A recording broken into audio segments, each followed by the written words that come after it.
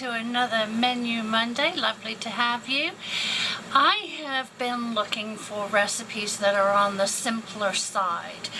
Big Daddy is away 3 nights a week. He stays with our son. It's closer to his work that he's doing currently. So I started checking out like brands. This week it's going to be all about Campbell's recipes, and I find that the ingredients are less expensive. Well, it's not that they're less expensive, there's less of them. You know, it's not like an extensive amount. So I've enjoyed doing this. I'm going to have some different ones coming up. I have Knorr in the future and Swanson, which is a part of Campbell's too. So I'm looking forward to making those as well. I did do a grocery haul for this week. I think the groceries were around, yeah, they were $57 and some odd cents. And in the grocery haul, I mentioned that I don't think I ordered 2 of the Swiss cheeses and possibly 2 of the grated shredded cheddar cheese. I did not, and I was not charged for 2, so the amount was for just 1. So thanks Walmart for the extras. Okay, I've got a little grocery haul. This week was $57. I got 2 of my drink mixes, and then I got 2 shredded cheddar, some butter, and the Swiss cheese, which I'm going to grate. I'm going to do a new pulled pork recipe. So I have my pork here, and then on the side we're going to do some pickles and potato chips. And I have panko, a big thing of broccoli, which some of it's for a recipe, but then I like broccoli on the side. I got 2 jumbo biscuits, just in case we want bread with something. And these are for a recipe. It requested the 10-pack of small ones. I'm looking forward to making that coming up. Some hamburger bones for the pulled pork, cornbread, chicken breast. These are large, so I'm going to cut these in half and then put them in bags with the, what do you call that thing where you suck the air out? Anyway, having one of those senior moments. I bought some random vegetables. I got some diced potatoes, just maybe to throw in a breakfast with some eggs and sausage. Some soups that required for recipes. So I needed 3 chicken and 1 tomato. And that is it for the haul. For the fantastic chicken pot pies, we're going to first of all heat the oven to 350, and then we're going to mix the chicken, that's cooked chicken, soup, and vegetables in a medium bowl. Then we're going to undo the biscuits. I'm going to roll and pat the biscuits to flatten them slightly and push them into the bottoms and up the sides of the muffin cups. We then spoon about 1/3 of a cup of the chicken mixture into each biscuit, and I had just enough to fill 10, which is the amount of biscuits that you get. And then after that, we put them in the oven for 15 minutes until the biscuits are golden brown and the cheese is melted. These were so simple to make, a little time consuming to get them all in, but you know, it did, I don't know, maybe 5 minutes, it's not extensive, but they were so good. I ate 2, Big Daddy ate 3, so we had plenty for leftovers, and they were great warmed up in the microwave for later. So I definitely hope you give these a try. Super simple, super inexpensive, and it's just a little twist on a big pot pie. I served mine with some fried up little potatoes and then some green beans. I'll have the ingredients at the end of this clip for you, and of course on our website, which will be linked in the comment box below, and on the website you'll get directions as well.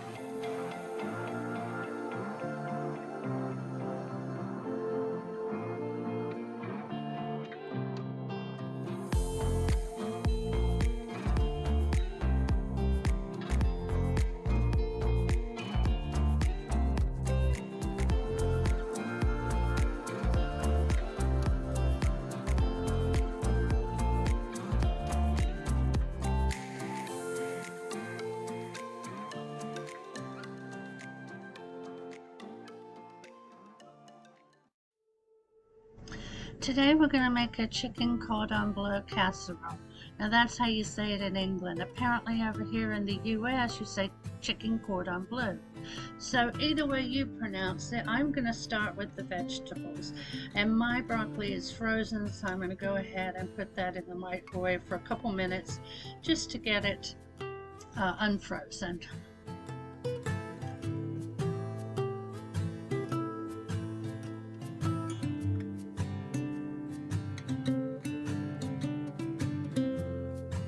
I'll go ahead and vacuum seal the rest of the broccoli because I have plans for those on an upcoming recipe.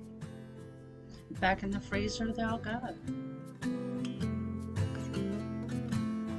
Next I'm going to dice up the ham. This is just deli ham, and I went ahead and made it as small as possible. I'm going to go ahead and get that in the bowl and start adding the other ingredients. Next is the cooked chicken. I didn't have quite what the recipe called for, which was 3 cups, but it was plenty for the casserole size I was making. Now that my broccoli is softer, I went ahead and cut that up smaller, and now I'm adding in the white wine, which I'm just using cooking wine. Go ahead and add the rest because I was almost out. And now for the soup.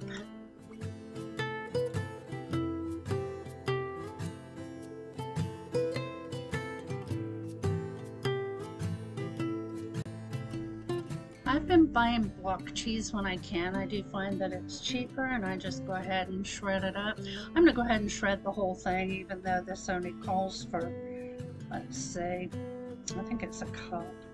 Yeah, 1 cup for this recipe. And then I just put the rest in the fridge, and I had some ham and grilled cheese. That was good too.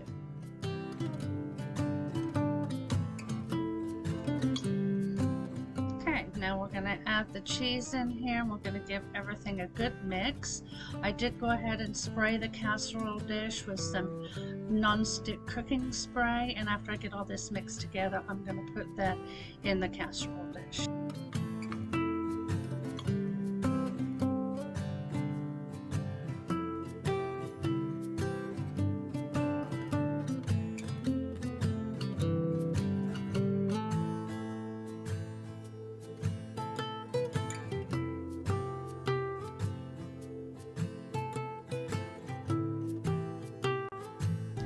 Now for the topping, the recipe called for 2 tablespoons of melted butter, a cup of panko breadcrumbs.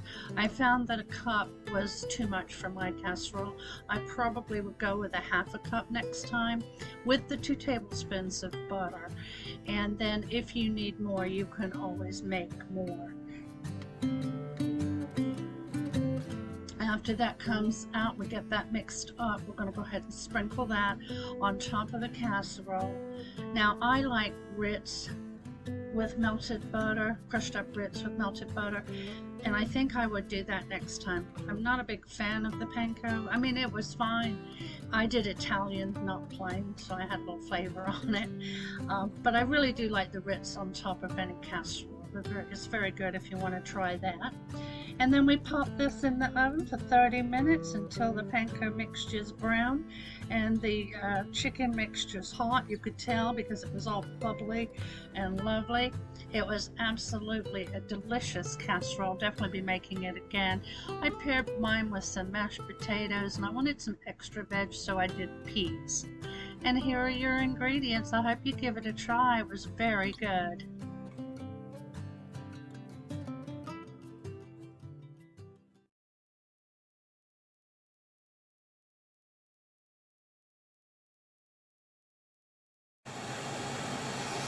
Alright, so I only needed 1.5 pounds, and this was a almost 3-pound pork loin. So I'm going to use the larger side right here for my pulled pork, and I'm going to freeze this, and then I'll make pork chops out of these later.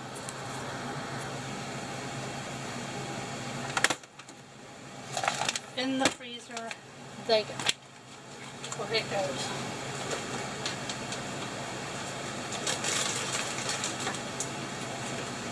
Make some lovely pork chops. Alright, now this recipe just called for a pork loin. This one was seasoned. It was the least expensive one I could find, but I thought apple smoked wood sounded good. So So I'm just going to use that. Now, this does not say to brown the roast, but I like to do that, so I'm going to go forward with doing that. Let me get the onion out first.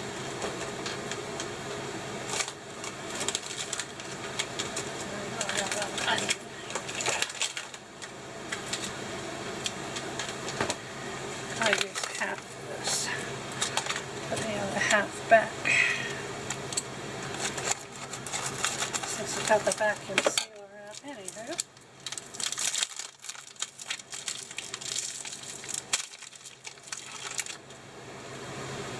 Some olive oil in here.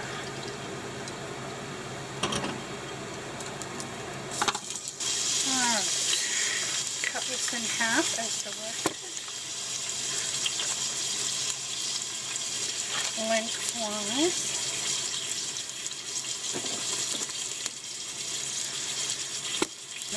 Now we'll sprinkle this with the brown sugar and the chili powder.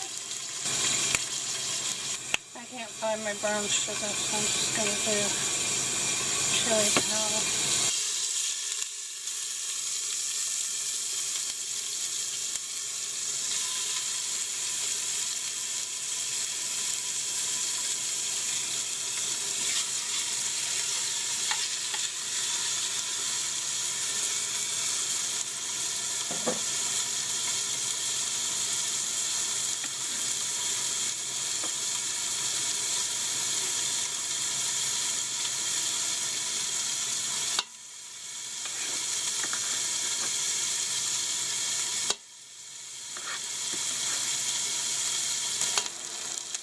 Alright, we found the brown sugar. 2 tablespoons.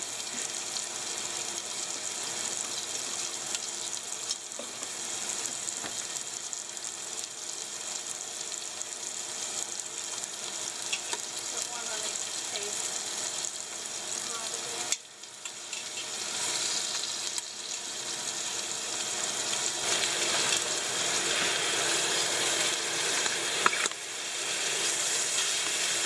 Don't worry, we're going to get all these lovely brown bits off the bottom.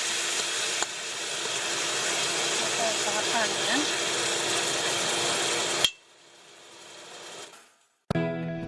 The background in the video was getting quite loud, so I decided to voice over the rest. We're going to use the can of tomato soup and then add the apple cider vinegar.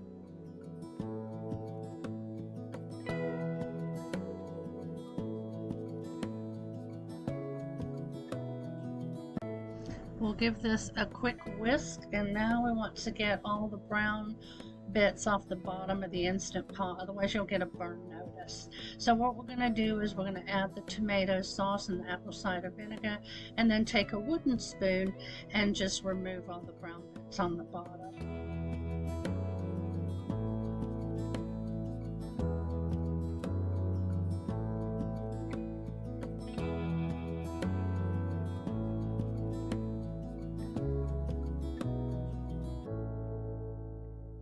Now we're going to add the pork loin back in, making sure to cover it with all the soup.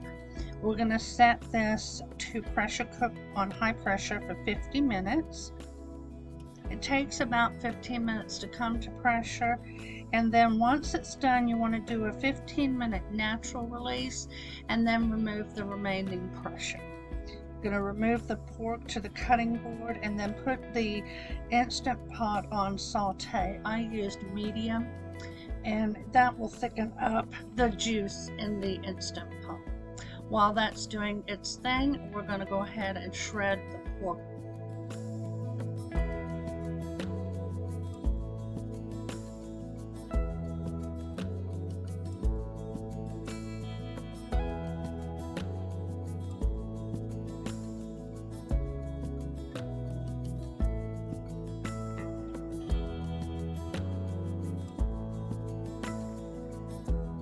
Now the juice is thickened up, we're going to go ahead and return the pulled pork to the juice and let it sit for a little while just so that the flavors can combine.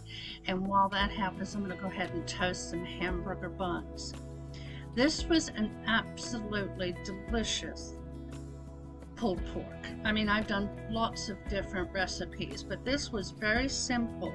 But the tomato soup, it did a great job on it. And using the pork loin versus a Boston butt, you have a lot less fat to deal with, which I kind of enjoyed. So here we are, all done. I served mine with pickles and chips. This one didn't have chips on the plate. Here are your ingredients, and again, directions on the website linked below.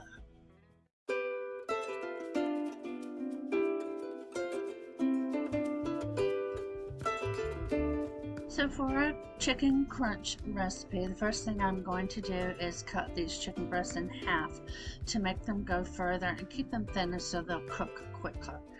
So while I'm doing that, I just want to mention that I did not follow this recipe step for step.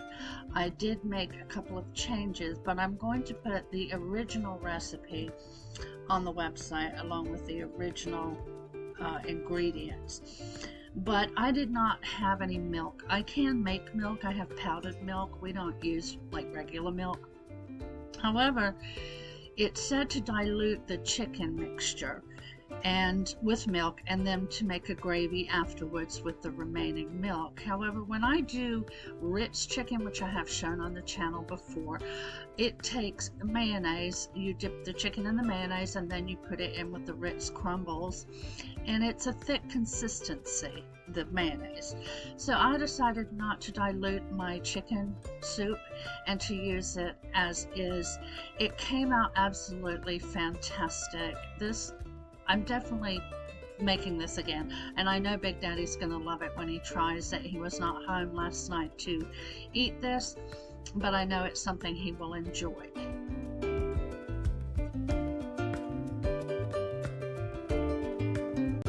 Now, other than that, I have salted and peppered my chicken here. I have put flour on one plate, soup on another, and the breadcrumbs on the third. You go flour, soup, breadcrumbs, and then I did spray my baking sheet with some non-stick cooking spray. And then you place them on the baking sheet, and then you do the same with the following.